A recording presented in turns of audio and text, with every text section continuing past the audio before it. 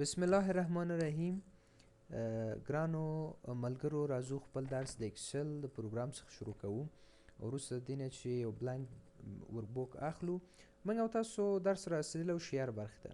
شیر په هغه وخت کار کوي کله چې موږ او تاسو دا غواړو چې د ایمیل له لارې یا د پی ډي اف په شکل یا د ایکس پی ایکس فایل فارمټ په شکل یا د اټچمنټ په شکل چې موږ او تاسو معمولا په ایمیلونو لارې لیږو، دا د خلکو سره شریک کړو. نو موږ او تاسو کولی شو د شیر نه څه وکړو، استفاده وکړو. او دلته هم کولی شو چې دا ډاکومنټ په کلاود لارې، یعنی هغه حافظه چې مجازي حافظې دي، کولی شو چې هغه د مایکروسافټ کلاود اکاونټ ته دا څه شي کړو، سیف کړو. نو د دې نه موږ او تاسو په هغه وخت کې استفاده کولی شو چې موږ او تاسو د انټرنیټ سره وصل اوسو.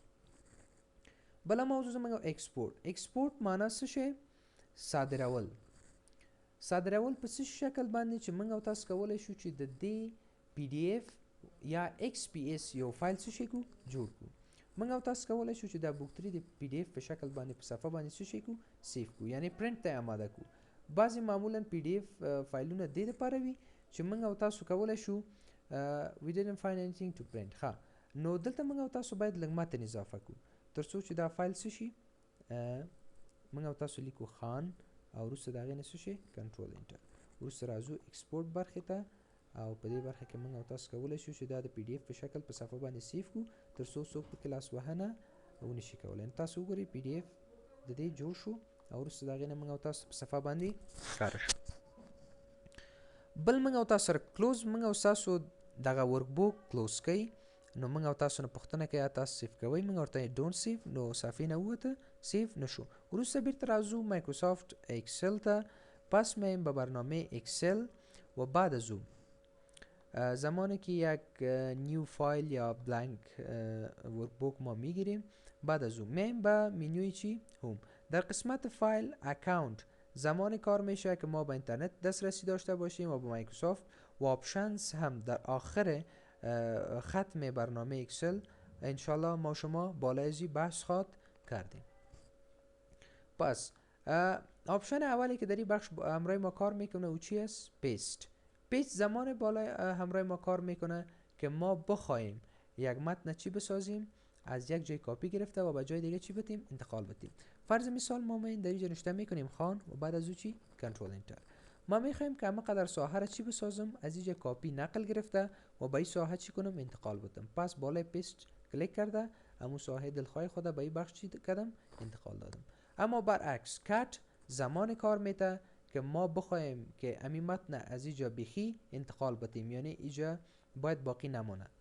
بعدا بالای کات کلیک کرده ساحه را برش انتخاب میکنیم و شارتکت همراه برای کنترل برای پیست کنترل وی است. بعد از اون ما از اینجا متن گرفتیم و مکملا به کجا انتقال دادیم، بر اینجا.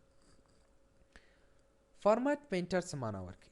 فارمټ پینټر دا معنا ورکوي چې مکملا کله چې موږ او تاسو په یو متن باندې مختلف تغییرات راولو، نو دا یو ځای وشو کولی چې بل ځای ته یې څه شی کړو، انتقال کړو. تاسو وګورئ 3 ډوله تغییرات ما دلته راوړل.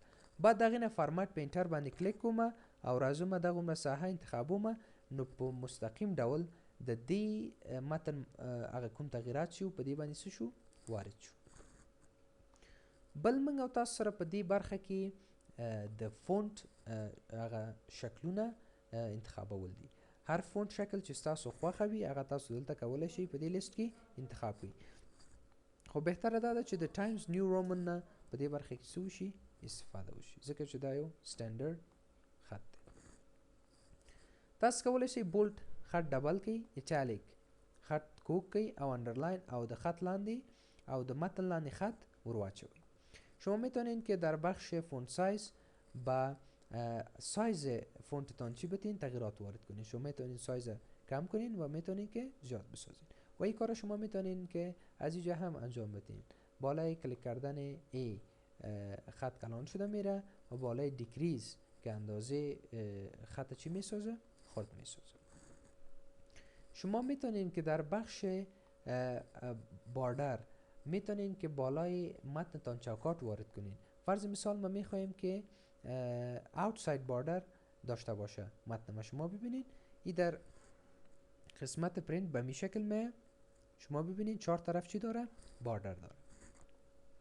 پس شما میتونیم که انواع دیگر از باردر هم چی کنین؟ اضافه کنین. باتم باردر یعنی به طرف پایینی، تاپ به طرف بالا، لفت راست و چپ و رایت به طرف راست. و نو باردر هم شما میتونین که اگر هیچ باردر نمیخواین از این استفاده کنین. و یا شما میخواین که به شکل باکس باردر داشته باشین، پس شما میتونین در این بخش آل باردرز انتخاب کنین، به شکل یک جدول کلی روی ما شما چی میشه؟ ظاهر میشه.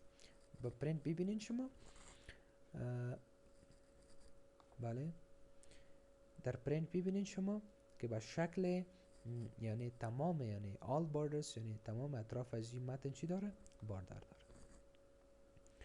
نو منګ او تاسو کولی شو که چیرې نو باردر وغواړو، نو کولی شو چې په دې برخه کې منګ او تاسو دغه خپل متن انتخاب کو او وروسته د هغې نه په څه شي باندې کلیک کو؟ نو باردرز. نو هیڅ ډول باردر به منګ او تاسو سره په دې برخه کې نه وي، او پرنټ ته چې کله راځو باردر نشته دی.